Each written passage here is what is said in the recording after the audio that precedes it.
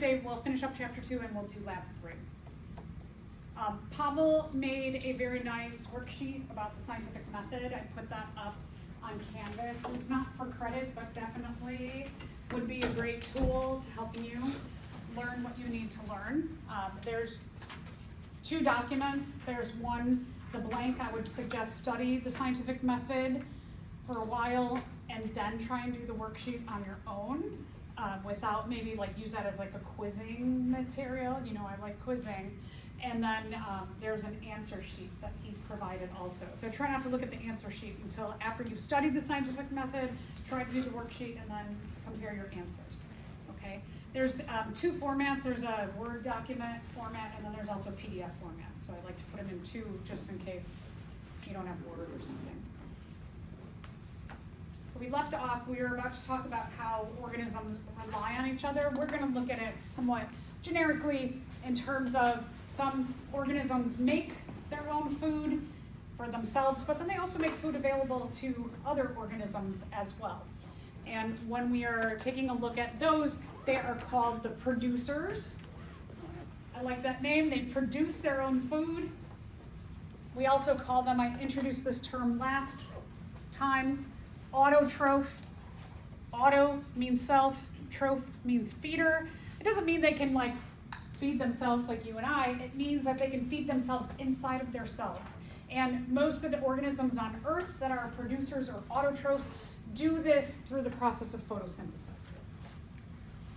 And then, like you and I, we have to get our food from some other source. We are a consumer. We can't get our energy within our own cells. We don't make energy in our own cells. So we have to get it from somewhere else. We're a consumer. Hetero means other, troph means feeder. You get your energy from somewhere other than your own cells. And then when everybody dies, the decomposers, the autotrophs, when they all die, all of the energy that's left in their cells, the decomposers get. And the decomposers take all that energy for themselves, and then they do another important job, which is they recycle the nutrients that are in the cells of the organisms. When we're talking about, like they might say raw materials, nutrients, what we're talking about are the atoms, like the hydrogens and the carbons and the nitrogens and the phosphorus and the oxygen. So they make those materials back to other organisms either through the air or into the ground. And then the producers use what's in the air and in the ground to help feed themselves again and feed us. So there's this kind of like cycle of energy gets used all the way to nothing, but then the nutrients, the atoms, get recycled. So we have this kind of cycling of nutrients. When this tree has nutrients, carbon, hydrogen, phosphorus, oxygen, when the tree loses leaves or it dies, those nutrients will go into the ground, some will go back into the atmosphere, and then they end up using those again to grow maybe a new tree or a different autotroph. And those nutrients are cycled by the decomposers throughout, so the purple are what the decomposers are doing, and then energy gets past the red until it's totally consumed. And the ultimate source of energy on the earth is the sun. There are other organisms that can make their own energy within their cells through a chemical process called chemiosynthesis. It's not as common as photosynthesis, but just to mention there is like a little bit of organisms that can do that too. Okay, so when we have you eat a plant, or you eat something that ate a plant, or you eat something that ate something that ate a plant, we call those the feeding levels. If you go on to Bio 112, you'll learn a lot more about these trophic or feeding levels. Or if you take a full ecology class, you'll learn a lot more about all of this. Energy decreases, so once energy is made by a producer, they use some of that energy that they're making through photosynthesis for themselves. They lose some energy as heat, and then some of the energy they make available through food. So a tomato plant, for example, needs to keep energy for the green part of the tomato plant, and they make some of the energy that they've captured available through tomatoes themselves that other organisms can eat. So they keep some, they lose some as heat, and then they pass them on as food. Energy decreases at every level. We're going to look in a couple chapters more, we'll talk more about energy and how at every step energy is lost as heat. So every time energy is converted from like energy from the sun into the energy of cells of a plant, a lot of that energy gets lost as heat in the process. So there is like a payment for the conversion of energy. And we'll talk in a few weeks about the laws of thermodynamics.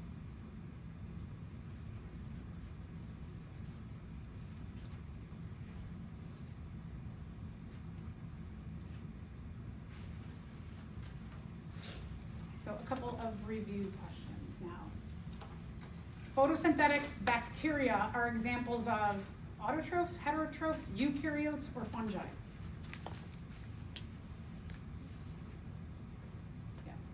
Autotrophs, good. If they are photosynthetic, then they are an autotroph. Oh, sorry, hopefully you didn't see it. Okay, using his antenna, the male moth finds female moths by following a trail of airborne chemicals called pheromones upwind to the female producing them. This example includes two characteristics of living things. What is the first one that leads to the second one? Right, good. So if you thought, okay, well, there's something about reproduction in there, right? But the first one, the chemicals, detecting the chemicals, that's the first one, a response to that stimulus. The second one leads to reproduction. Okay, this is in your objectives. So just make a note when you're doing your objectives. You don't have to write out this, but you can make a note in your study guide, like go back to lab 1 and review this, but make sure you do, because I'm gonna guess that there's going to be an article in your exam where you'll have to pick out this sentence applies to this part of the scientific method, this sentence applies to this part of the scientific method. You have questions? Where's the study guide? Okay, the study guide is on Canvas. Oh, okay. I thought you passed it out. No.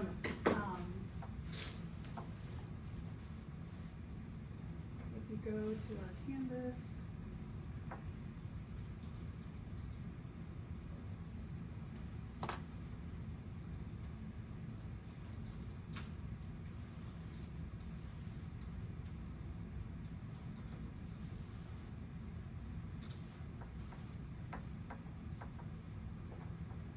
so in our Canvas shell, here's our class. If you scroll down to Unit 1, here, the study guide, Unit Study Guide objectives. So this is what you should be working on. When I keep saying like your homework is to work on these, you write these out, review them, quiz yourself on them. So in here,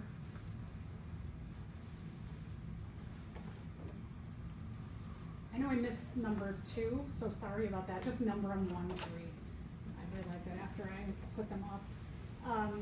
So number 3 says identify the steps of the scientific method from a science article. You can just note in here, go back and read over the articles in lab 1.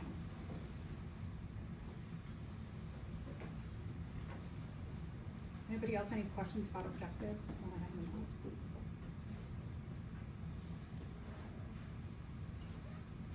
Let's move on to chapter 2.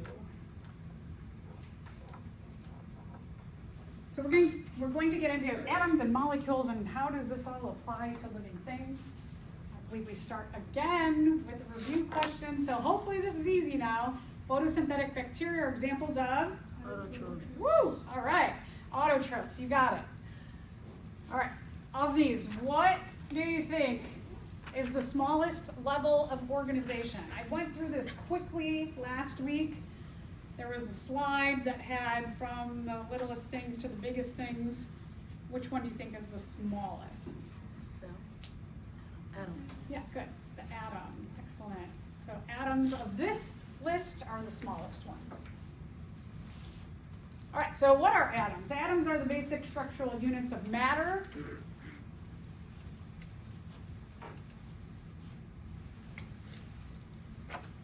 What's matter? Matter is anything that takes up space and has mass. And all matter is composed of the basic elements, so I just went that. Atoms and elements mean the same thing. So if I say the element carbon, I could say the atom carbon.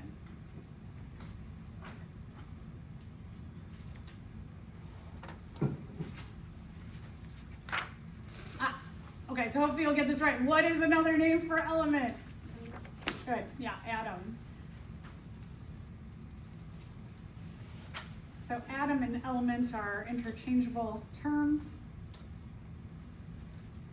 Like you and I, every different kind of atom has its own unique personality. It's got its own properties, and what that means is it does things different chemically, it's different physically.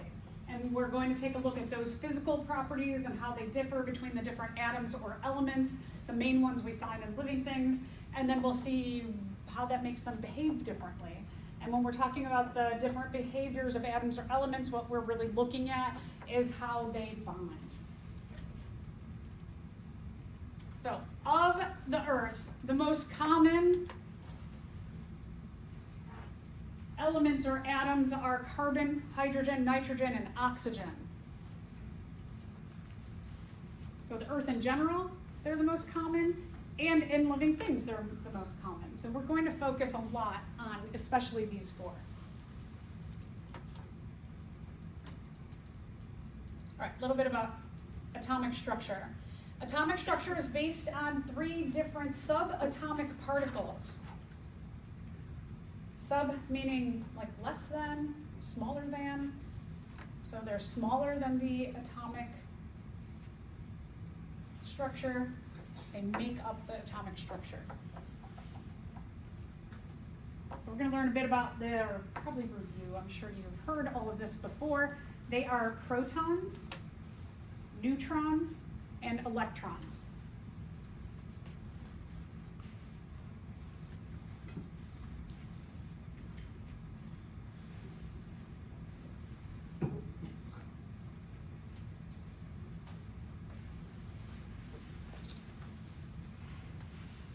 Protons, neutrons, and electrons.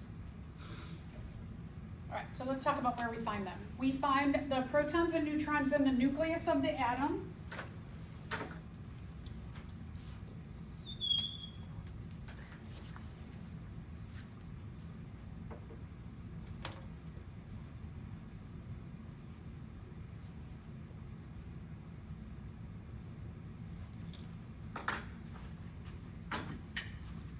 And we find the electrons on what we call energy shells outside of the nucleus.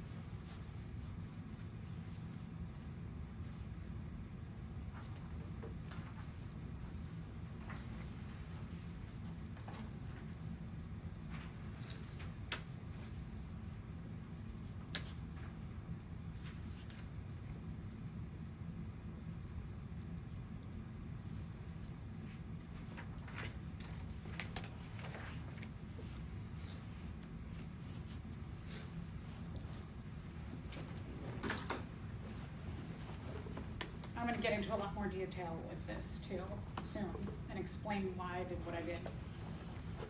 If we take a look at hydrogen and helium, what we know about how many protons, neutrons, and electrons they have is in the nucleus, a hydrogen has 1 proton, it doesn't have any neutrons, and it has 1 electron on its first energy or electron shell. I'll get into the whys of these in a second. Helium has 2 protons in its nucleus and 2 neutrons in its nucleus, and it has 2 electrons on its first energy shell. So I just put this up here to begin with because you can see they have different numbers of protons, neutrons, and electrons. And if I just showed you like this and said, here's something with one proton and one electron, you would know that that is hydrogen. Okay, so a little bit about, there's charges to some of these subatomic particles. I like this proton P for positive. Protons are positively charged. Neutrons for neutral, they don't have a charge.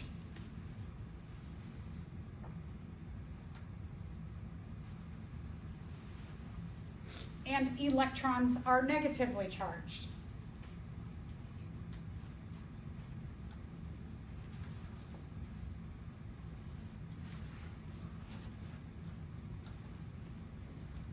The weights of them. Protons are one, what we call atomic mass unit, AMU. Neutrons are more, they're a little bit more than one AMU. Because we don't get into the lower levels of the periodic table and look at many of the atoms or electrons lower on the periodic table, we're just going to make it easy, make our math easy, and we'll say neutrons are 1. So they're about 1, a little bit more. Electrons are like that in the opposite direction there. They weigh a little bit. They don't even weigh 1 AMU.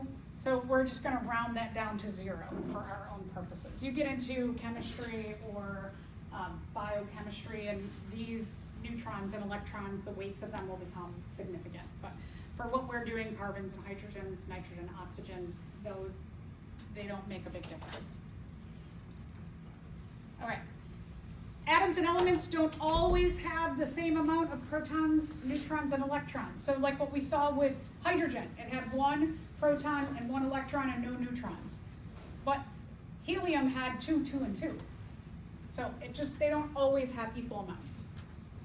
This is the periodic table of elements. We're going to be focused on, here's hydrogen, carbon, nitrogen, oxygen. We'll talk maybe a little bit of phosphorus, the chlorine there, sodium, calcium becomes kind of important, but we kind of stay up here in the first 3 rows. All right, so let's take a look at carbon. This is what we would see on the periodic table of elements. You'd see an atomic number, an atomic weight, and an atomic symbol. On occasion, you might see, it's just kind of an FYI, if you had another textbook and for some reason they did it like this, one of the things that we do know, and just for like, let's say you go to chemistry and the atomic number and weight are flipped, the lower of the 2 numbers, just for your own knowledge, is the atomic number. But in biology, we always do like that. We make the atomic number on top and the atomic weight on the bottom. So the atomic mass, the weight of an atom or element, is essentially the number of protons.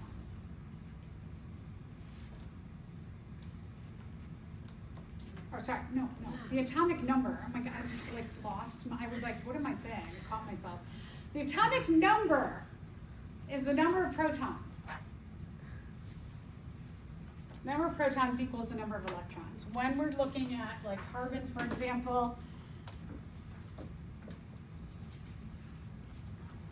the atomic number, it doesn't have a positive or a negative charge because you have, when we're taking a look at the protons, electrons, and neutrons,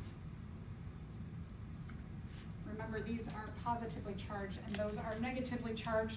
So because we don't have like a positive here or a negative here, it tells us that we have a neutral atom and you have 6 protons, which means you're going to have an equal amount of positive and negative. So you're also going to have 6 electrons. So the number of protons implies the number of electrons. The atomic, as I mentioned, atomic number is the smaller of the 2. The atomic weight, here's where the atomic weight is the bigger of the 2 numbers. The atomic weight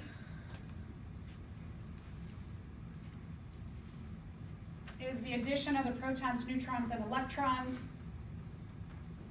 Remember, we're going to call these 1.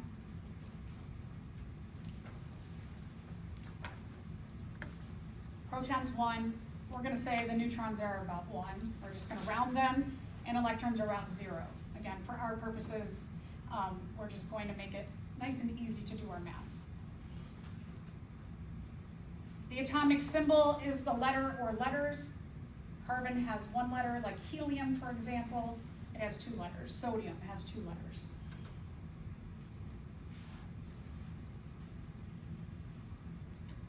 The atomic weight can tell us the number of neutrons for our purposes. So 12, and then we subtract the number of protons. Equals the number.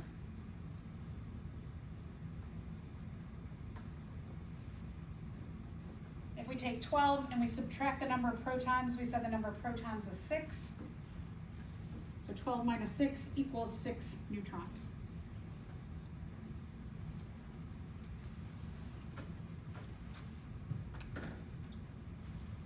We're going to get a lot of practice with this too.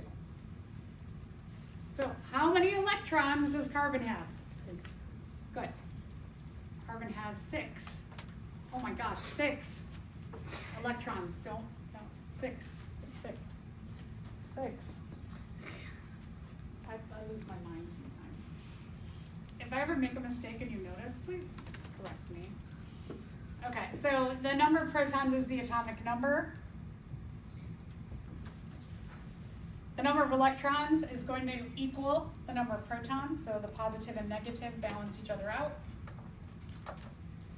And the number of neutrons, you take the atomic weight, subtract the atomic number or the number of protons, and you get the number of neutrons. I'm going way ahead of myself. Having the same number of protons and electrons, positive and negative, gives a neutral charge. We don't see a positive or a negative on the carbon itself. So now, atomic weight of 12. We subtract the atomic number of 6, or the number of protons. So we take 12, the atomic weight, minus 6, the atomic number, or the number of protons, and that tells us that we have 6 neutrons.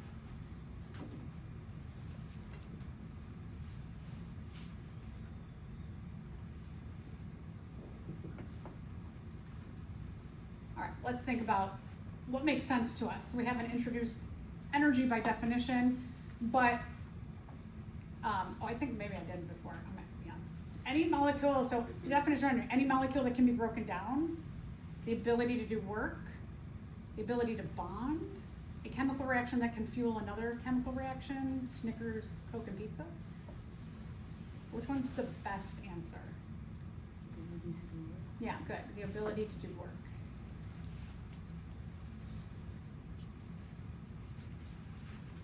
When we're talking about energy on our atoms or elements, it really is about the number of electrons. So potential energy is the potential in the future to do work. How much energy are you able to do in the future? We call this also stored energy.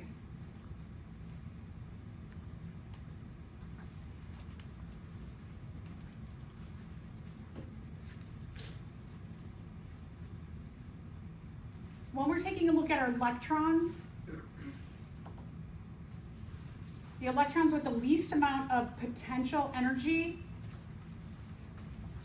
are the electrons closest to the nucleus. So if we look at just my example here that I just drew a generic atomic structure, here's the nucleus. So these electrons have the least amount of potential energy. As you go further from the nucleus, they have more potential energy, and this one out here by itself has the most amount of potential energy. They are going to do more work than those that are on the inside. When we're talking about work, when we're talking about atoms or elements, the work that they will do is the work of making bonds. So they're going to be the ones that form bonds, whereas these ones do not. Electrons having more potential energy, like I said, farther from the nucleus.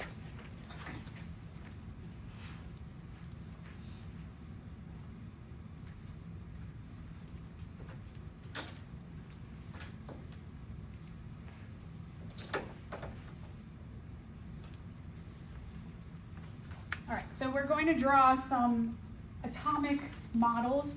They're called Bohr models after a German scientist named Niels Bohr.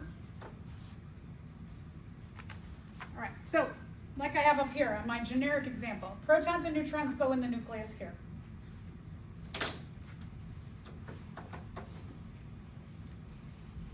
Then we have to deal with our electrons. So whatever this atom here is, we put them on these red energy shells outside of the nucleus.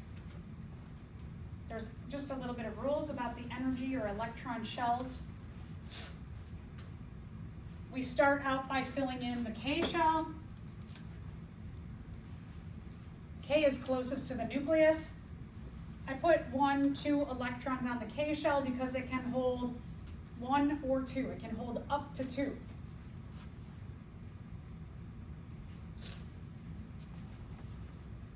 After K, we go L, M, N, O, etc.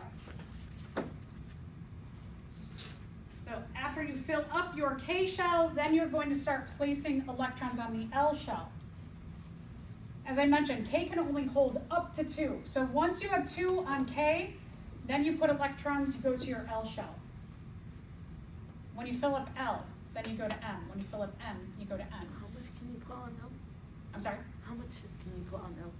So that L can hold up to 8. M up to 8. So they go 2, up to 8, up to 8, up to 8. So we go K, L, M, and you just keep filling in per this prescription of K can hold up to 2. If you fill that up with 2, then you go here. If you fill this up with 8, then you go to M. If you fill this up with 8, then you go to N. And let's say for this one, N only had 1 to place and you're done. And then the inner shell, K, can hold up to 2 electrons.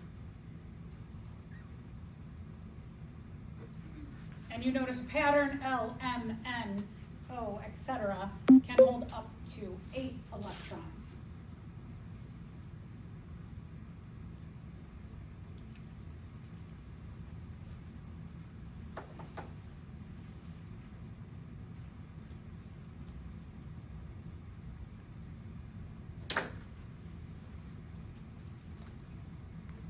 So we're going to go through, based on our little diagram here, I would like to have you make hydrogen, oxygen, and nitrogen. So work on those, and then while you're working on those, I will slowly work on them on the board. But I want you to give them a try based on the directions on your own.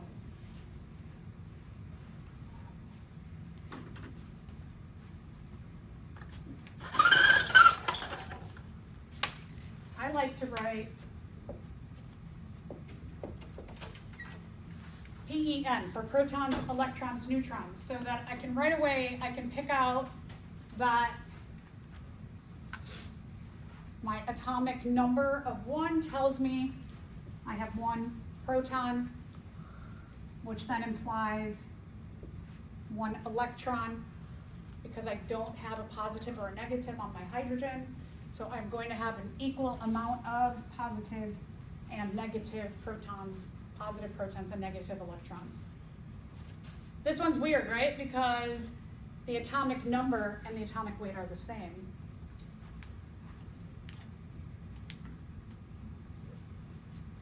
When you take that 1 of the atomic number and you subtract 1 of the atomic weight, we don't have any neutrons then.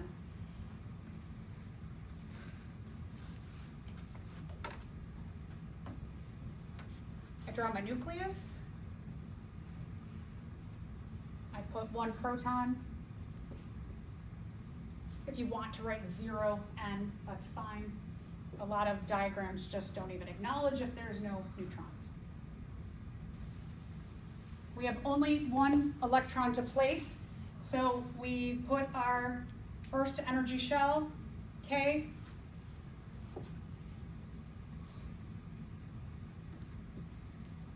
I like to write how many electrons I have on each shell.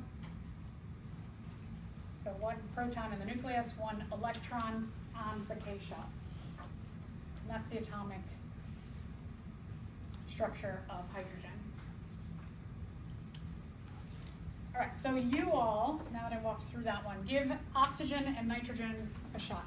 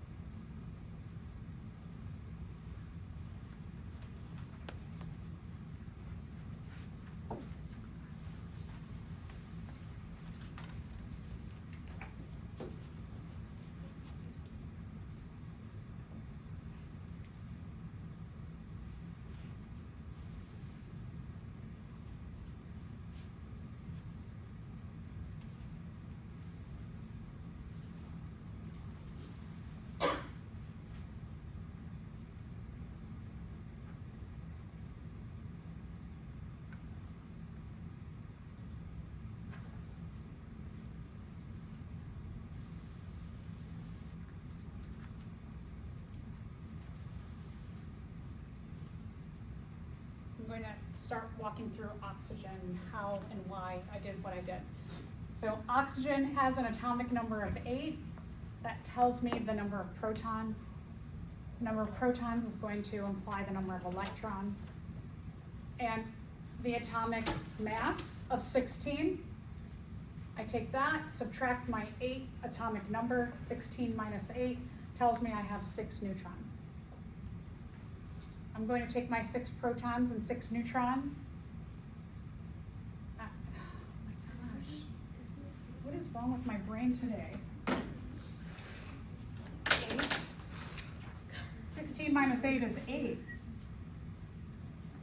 And, yeah. Oh my goodness. Okay, my brain is frozen today, y'all. 16 minus 8 is 8.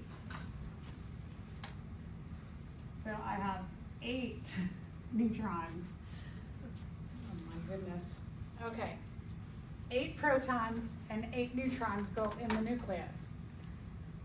I have 8 electrons to place. I put 2 electrons in my K shell, I fill that up.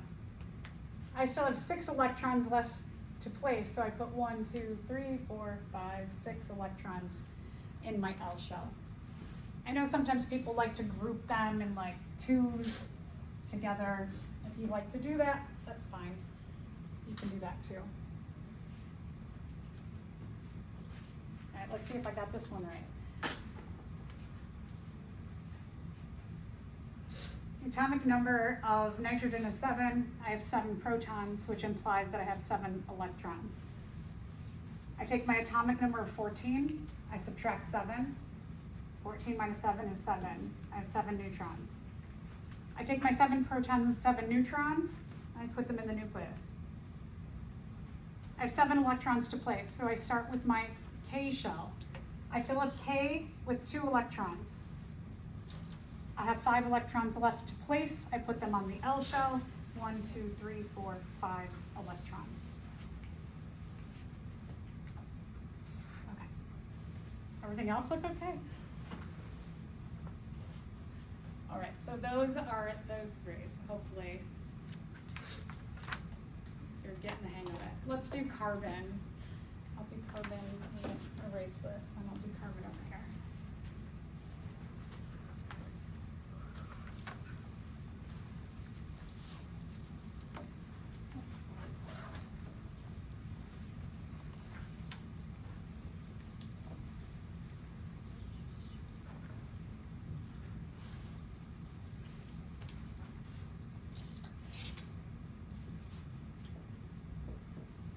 So carbon has an atomic number of 6 and atomic weight of 12.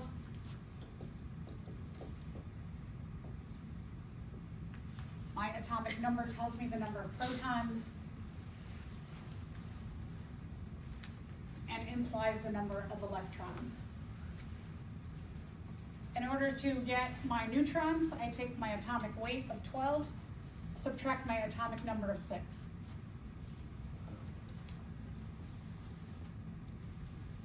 So I have 6 protons, 6 electrons, and 6 neutrons.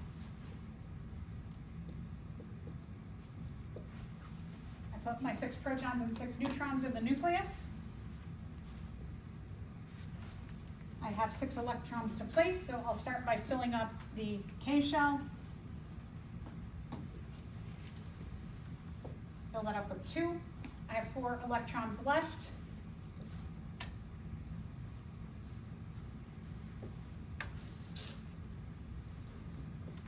And I put them on the L shell. Yeah.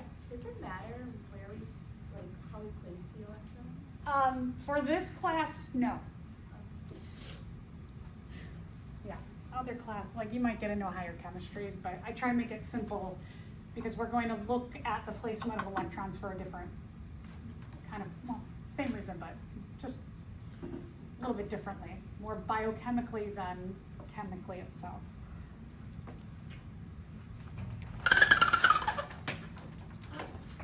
Good, that's a good question. All right, so again, 6 protons, 6 neutrons in the nucleus, 2 electrons on the K shell, 4 electrons on the L shell. So here, we can see that if when you're looking at, we looked at carbon and oxygen, phosphorus gets a bit bigger. It's got 15 protons, 16 neutrons. You fill the K and the L shell and you end up with N with 5 electrons on the outer shell. Calcium gets even bigger, 20 protons, 20 neutrons. 2 electrons in K, fill that up. 8 electrons in L, fill that up. 8 electrons in M, fill it up. And you end up with 2 electrons on your outer shell. So why are we talking about all this? Because how atoms react, their chemical reactivity depends on the number of electrons in their outer shell.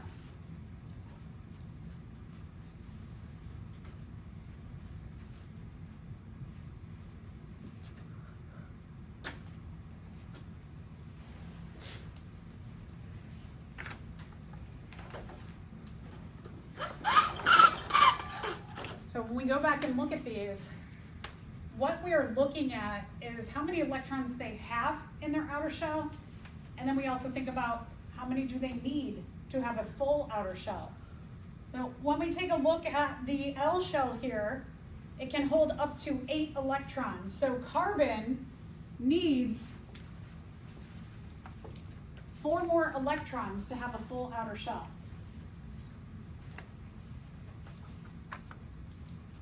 This is super significant for living things. Carbon is the basis of so many of our molecules. We call them biomolecules. And the reason why carbon and its structure makes it the core structure of our biomolecules is because it can add on other elements. It can add on long structures in 4 different directions. So it makes for a good, like it can go this way, and stuff can just start to build all around carbon. It makes it like a really good, solid core structure. We use hydrogen a lot because it's little. Hydrogen only has a K shell. It needs 1 more electron to have a full outer shell. Oxygen has 6 in its outer shell. It needs 2 more to have a full outer shell. And nitrogen needs 3 to fill up its outer shell.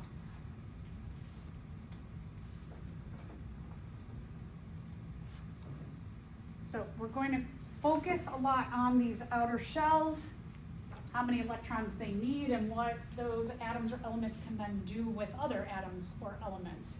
And we'll talk about different kinds of bonds they can form based on the electrons in their outer shell.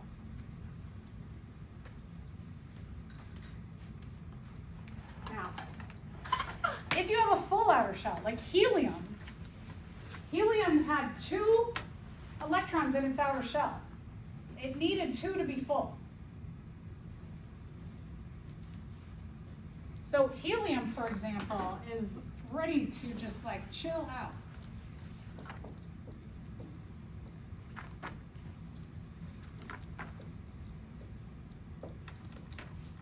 So this is helium.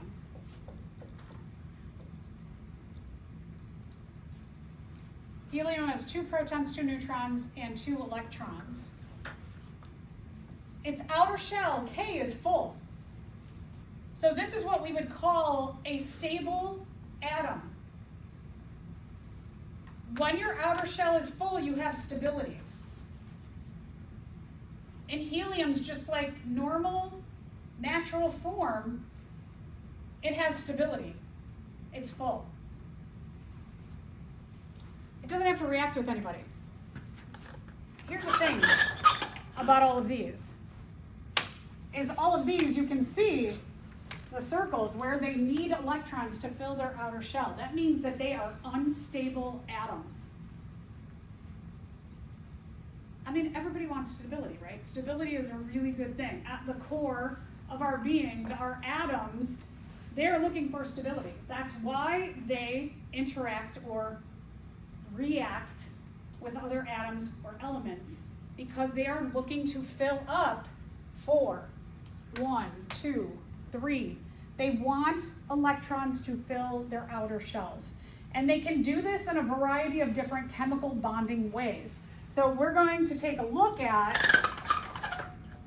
our chemical reactions that these use to have those full outer shells.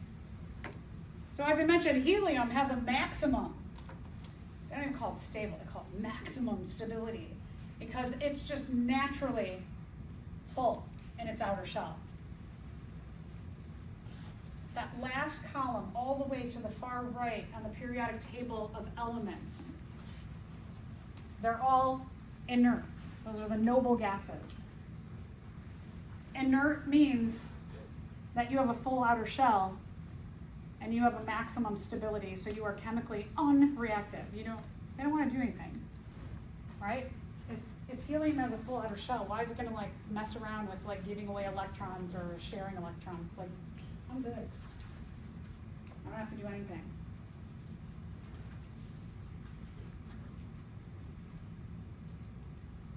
All right, so we just did helium. I did helium up there for you. Do neon.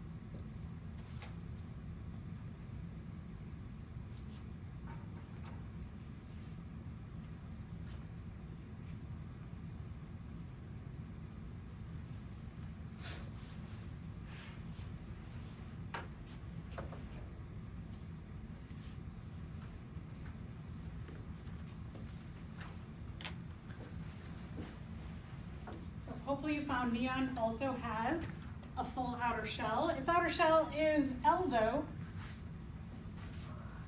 Neon tells us our atomic number is 10, so we have 10 protons. Implies then that we have 10 electrons. And when we take the atomic weight, subtract the atomic number, 20 minus 10 gives us 10 neutrons. We'll take our 10 protons and our 10 neutrons and put them in the nucleus. We have 10 electrons to place, so we put 2 electrons, fill up the K shell. We're left with 8 electrons, which will fill up our L shell. So again, both of these, the outer shells are full. They have no reactivity, they're chemically unreactive. They have a maximum stability because their outer shell is full. All right, so what if your outer shell is unfilled? And you're gonna react.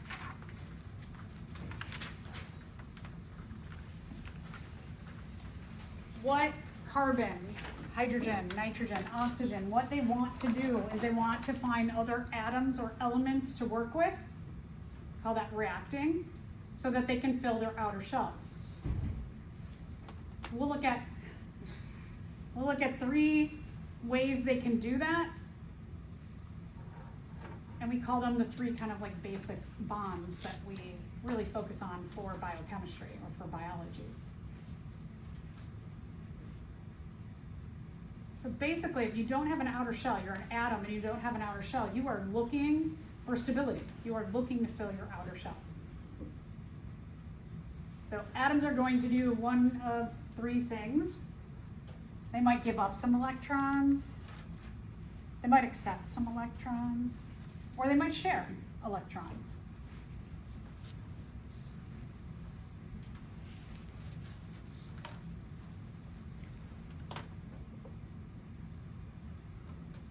And these are the mechanisms of which basic bonds function with. Is they'll give up electrons, atoms will give up or accept electrons, or share electrons.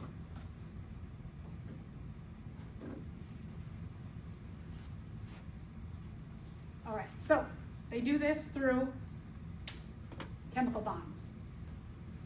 When you form a bond with another atom, that bond stores energy. So anytime you see a bond between 2 atoms, it means there's energy stored there. When that bond gets broken, energy gets released. The breaking down or breaking of bonds gets released from one chemical reaction in a cell and another one takes it to fuel itself. So we have all the time things happening where you have atoms that are made and they break apart and they fuel something else to go. We have what we call, we'll talk more about these in a couple weeks, but they're called coupling reactions. One breaks down while the other one takes that energy to build up. Molecules form when two of the same atoms come together, like O2. That's molecular oxygen.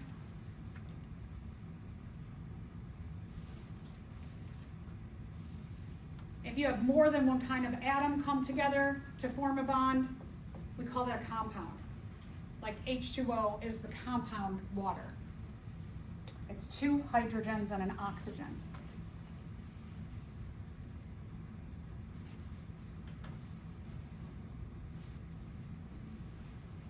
When you see the chemical formula here, H2O, what this is telling you is the subscript 2 implies that there are two hydrogens. There's nothing after oxygen, so it just means there's one oxygen. We'll talk a lot about water later. All right, so compounds and molecules form through making bonds, chemical bonds.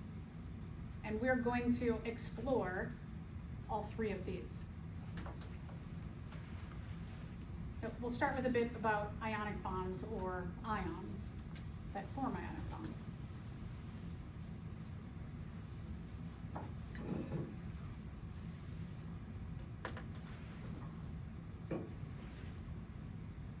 Oh, sorry, and the goal of bonding. As I've been saying, the goal of bonding is atoms want to fill their outer shells. They are looking to either accept electrons, donate electrons, or share electrons so that they can have a full outer shell. These, they don't have to. They're good. They're not going to react with something else. But our carbon, hydrogen, nitrogen, oxygen that we looked at, they do not have full outer shells, so they're going to do some kind of chemical reactivity to fill up their outer shells.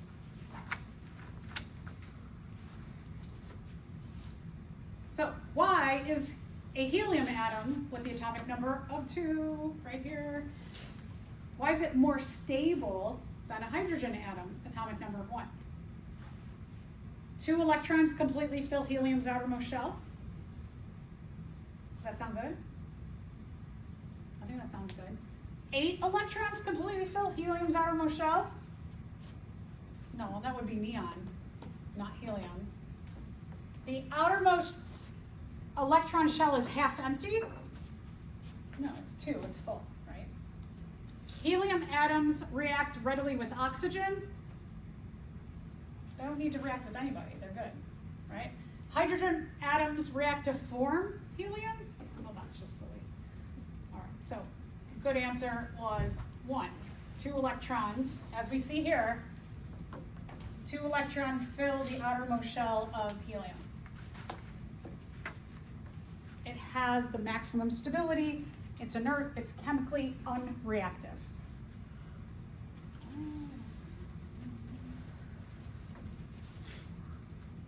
Okay, we'll talk about our first bond today, ionic bonds. So what's an ion? An ion is a charged atom or molecule.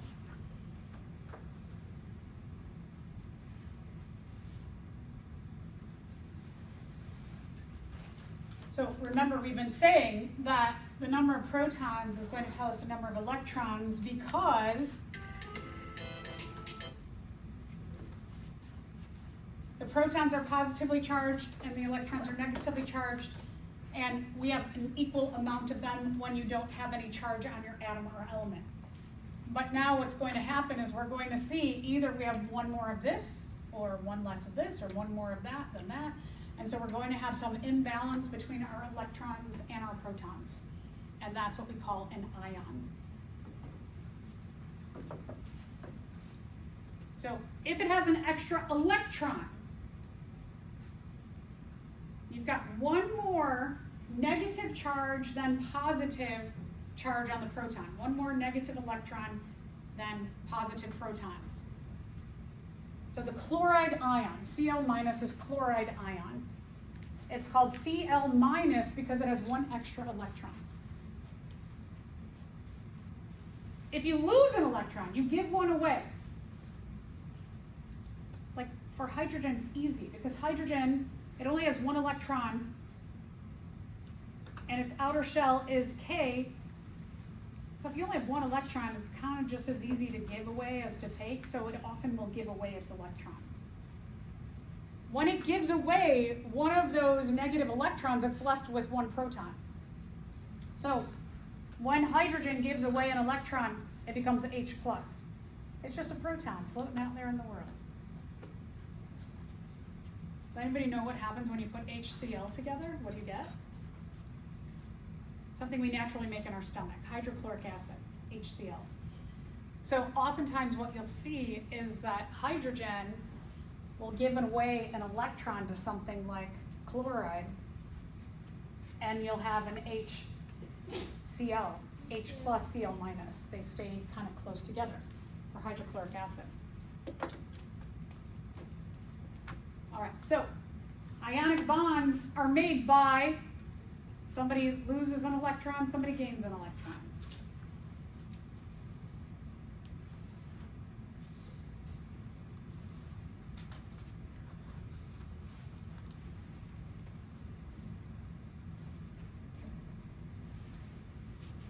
The little hydrogen positive ion is the smallest. It's smaller than its elemental form. Hydrogen in its elemental form has one proton, one electron. It gives away one electron, it becomes smaller. So if you're a positive ion, you become a little bit smaller because you give away something.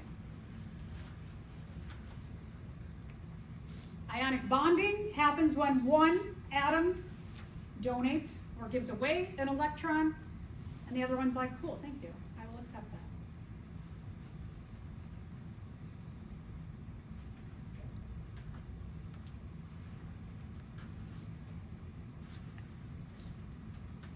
It's not a very strong bond, because the one that gave away the electron, it can at any point in time say, hey you, I need that back. I'm gonna go bond with this one over here. So it's not very strong. It's kind of like magnets. So magnets, which have positive and negative charges, and that's why they stick together, is that a magnet, while it can stick together like this, right? And you can kind of hold one upside down and it doesn't fall off. But can you somewhat easily, just like two small magnets, pull them apart? Yeah, right? So you can pull them apart, you can use them in different ways. And that's like an ionic bond, is that you've got that attraction for positive or negative, but they can easily come apart as well and go do different things. So the bond itself is that positive-negative attraction. That atom that gave away that electron is like, I'm keeping an eye on you because I might want that back.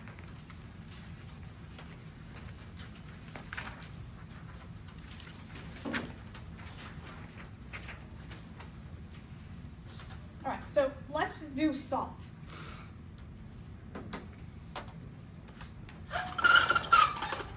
So table salt, just general salt.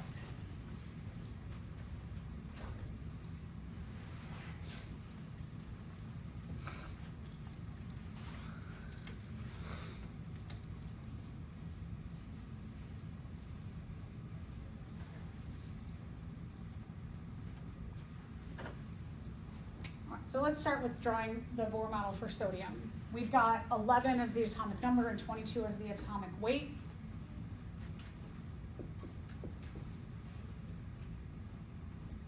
So I know based on the atomic number that I've got 11 protons. That also is going to imply that sodium has 11 electrons.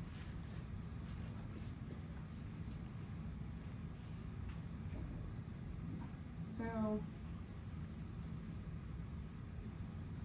we're going to take our atomic weight of 22, subtract our atomic number of 11, and that tells us that we have 11 neutrons.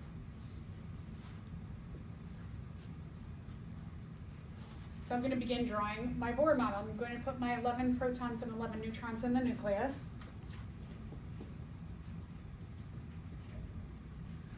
I have 11 protons to place, so I'm going to start with the K shell, and I'll put 2 in the K shell.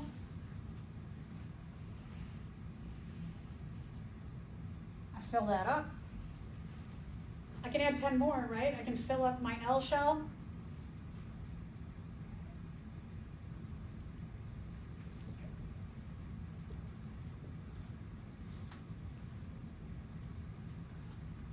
So I've got K filled, I've got L filled, but I still have one more electron. I have 11 electrons, so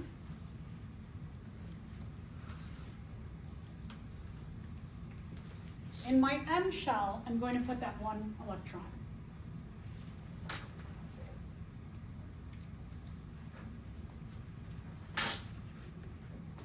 All right, so now let's do chlorine.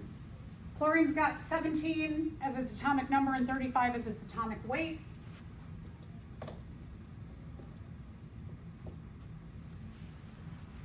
That 17 tells us that we have 17 protons. It also implies that there are 17 electrons then.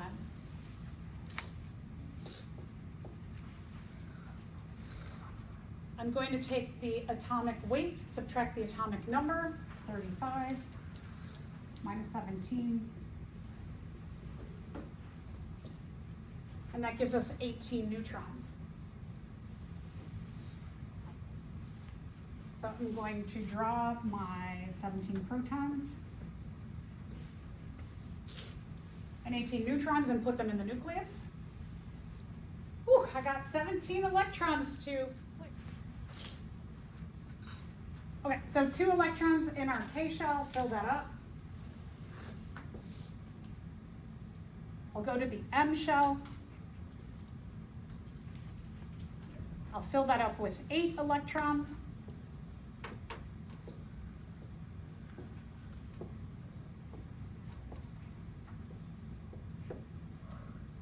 That gives us 10. We have 17 electrons. So I'm going to fill the outer shell, well not fill it, I'm going to put 7 electrons in the outer shell.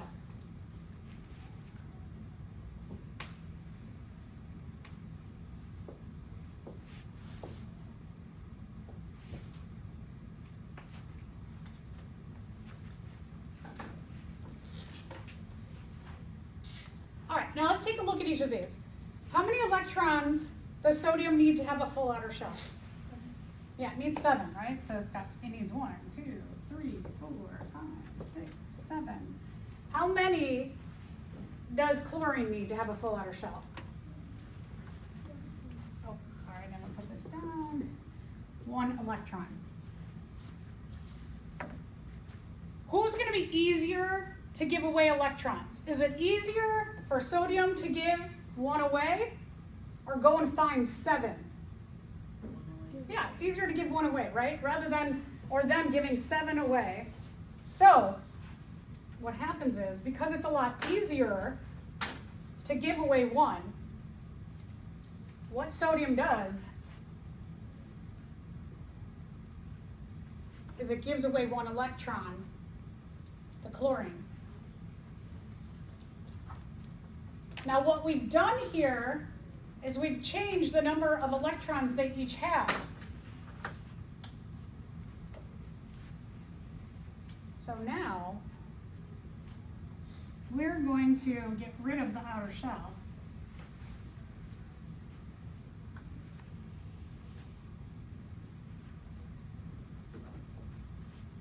Because sodium gave away that electron, but now we have to keep track of that.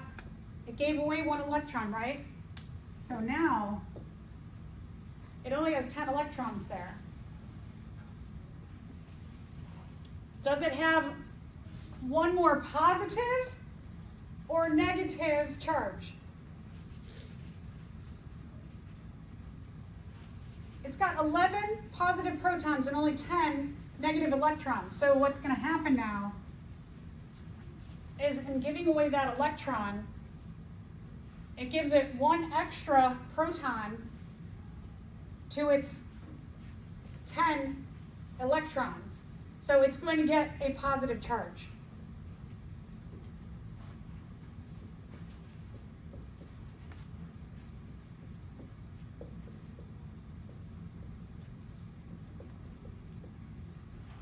In doing so, it becomes a positive ion. Gave away one electron, now it has one extra positive charge, and it has become an ion. It is a charged atom. All right, let's go over here.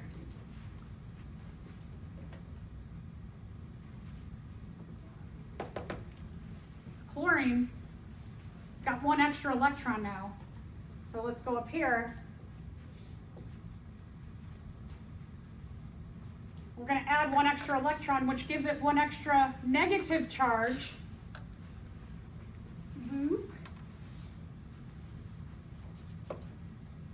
Chlorine becomes a chloride ion. It's a negative ion.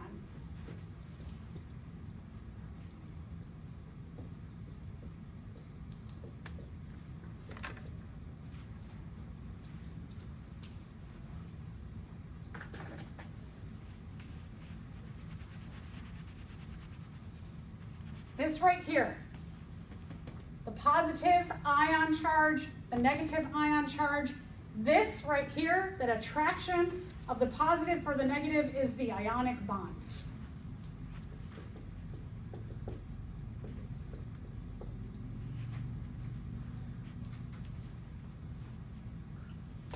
Sodium is attracted to chlorine now.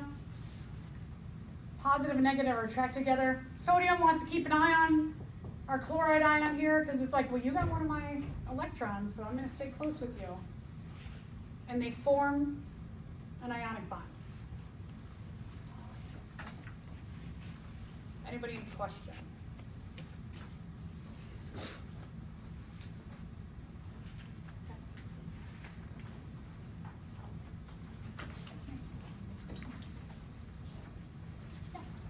All right, so I also have this in your notes on the next page. This right here is basically implying the positive for the negative. So, you know, you can think of